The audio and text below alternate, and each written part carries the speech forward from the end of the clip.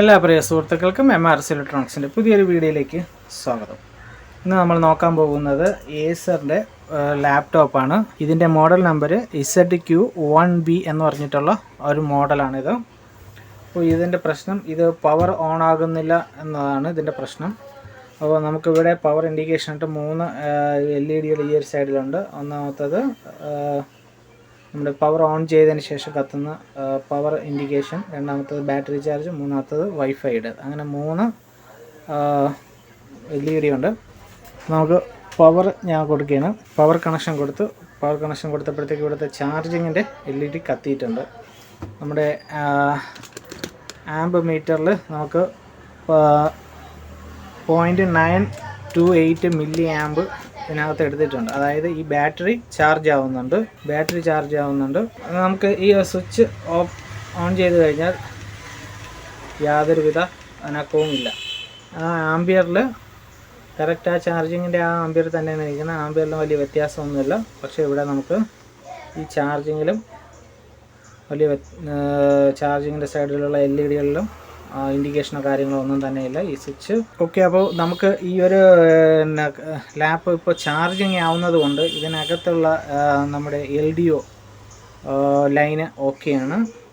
2 LDO line ഉണ്ടാവും ഇതിനകത്ത്. അത് 5 വോൾട്ടിൻ്റെയും 3.3യുടെയും അത് രണ്ടും വർക്ക് ചെയ്യുന്നുണ്ടിട്ടാണ് നമുക്കിത് ചാർജ് ആവുന്നത്. അപ്പോൾ എന്തുകൊണ്ടാണ് ഇത് പവർ ഓൺ ആവാത്തതെന്ന് നോക്കാം. അപ്പോൾ ആദ്യം നമുക്ക് ഈ ഒരു സ്വിച്ച് പ്രോപ്പറായിട്ട് വർക്ക് ചെയ്യുന്നുണ്ടോ, സ്വിച്ചിലോട്ട് നമുക്ക് സ്റ്റാൻഡ് ബൈ വോൾട്ടേജ്, അതായത് സ്വിച്ച് വർക്ക് ചെയ്യാനുള്ള വോൾട്ടേജ് കാര്യങ്ങളെല്ലാം റിലീസ് ആവുന്നുണ്ടോ എന്ന് നോക്കാം. അതിന് മുന്നേ നമുക്ക് ഈ കീബോർഡ് ഒന്ന് ഓപ്പൺ ചെയ്യണം. കീബോർഡ് ഓപ്പൺ ചെയ്താൽ കഴിഞ്ഞാൽ നമുക്ക് ഈ ഒരു സ്വിച്ചിൻ്റെ കണക്ഷൻ ആക്സസ് ചെയ്യാൻ പറ്റും.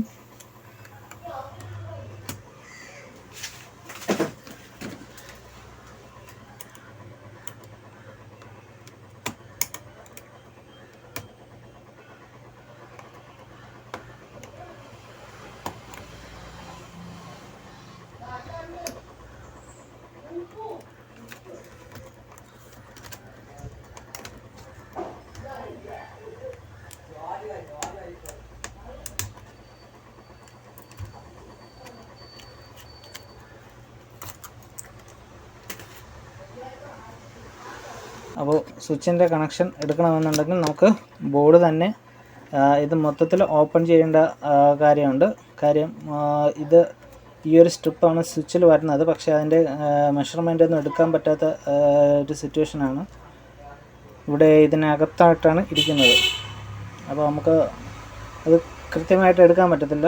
അപ്പോൾ അതുകൊണ്ട് നമുക്ക് ഈ ഒരു മദർ ബോർഡ് ഈ ഒരു ലാപ്പിനകത്തുനിന്ന് അഴിച്ചെടുക്കാം. അപ്പോൾ ഞാൻ അത് അഴിച്ചെടുത്തിട്ട് വരാം. അപ്പോൾ ഞാൻ ഇതിൻ്റെ ഈ ഫ്രണ്ടിലത്തെ മേളിലത്തെ പാനൽ ഇളക്കിയെടുത്തിട്ടുണ്ട്.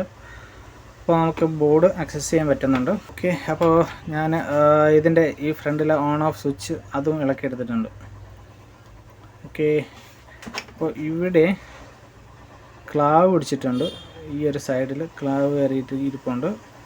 പിന്നെ ഈ സ്ട്രിപ്പ് അവർ ഇളക്കിയിട്ട സമയത്താണെന്ന് അറിഞ്ഞൂടാ ഇതിൻ്റെ ഈ ഒരു പോർട്ട് കണ്ടോ, ഇവിടെ ഇങ്ങനെ ഡാമേജസ് ഉണ്ട്. ചിലപ്പോൾ ഇതുകൊണ്ടായിരിക്കാം ഇത് ഓണാവാതിരുന്നിട്ടുണ്ടാവുക.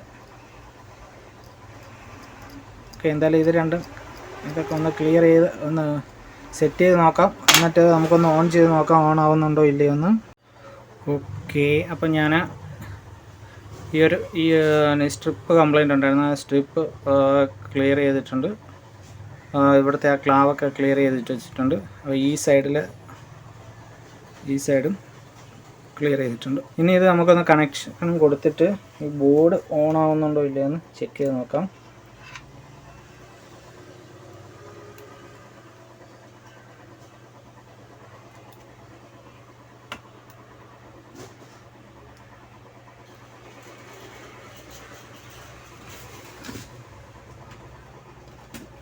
ആ സൈഡ് ഇച്ചിരി ടൈറ്റ് വരുന്നുണ്ട്.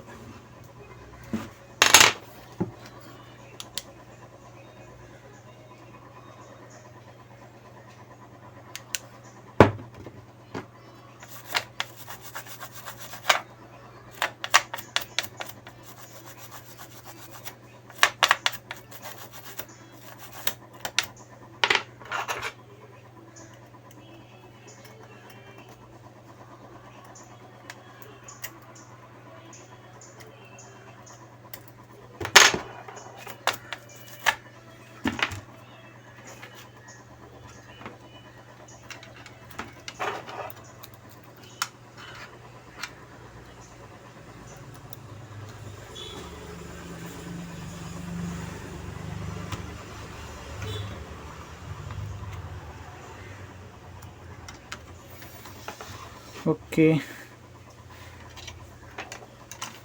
ഇനി പവർ കൊടുത്തൊന്ന് ഓൺ ചെയ്യാം. പവർ കൊടുത്തപ്പോഴത്തേക്കും 0.005 മില്ലി ആംപിയറിൽ നിൽപ്പുണ്ട്. ഇപ്പോൾ ലൈറ്റെല്ലാം ഓണായി.